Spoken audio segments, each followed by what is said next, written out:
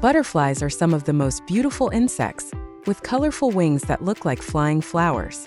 They have two pairs of wings which work together to help them fly, often appearing as if they are dancing in the air. Butterflies can taste with their feet.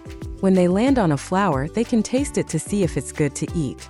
Before becoming butterflies, they are caterpillars that love to eat leaves. After eating a lot, they turn into butterflies inside a cocoon, a process called metamorphosis. Butterflies need the sun to stay warm because they cannot fly if they are too cold. They have a long tongue called a proboscis, which they use to drink nectar from flowers. There are about 20,000 different kinds of butterflies, varying in size and color.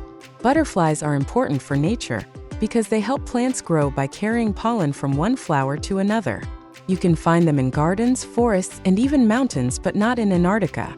Some, like monarch butterflies, travel long distances to find warmer places. Butterflies are symbols of change and new beginnings, as they transform from caterpillars. Next time you see a butterfly, take a moment to watch it dance. It might just land on you and share a bit of its magical world.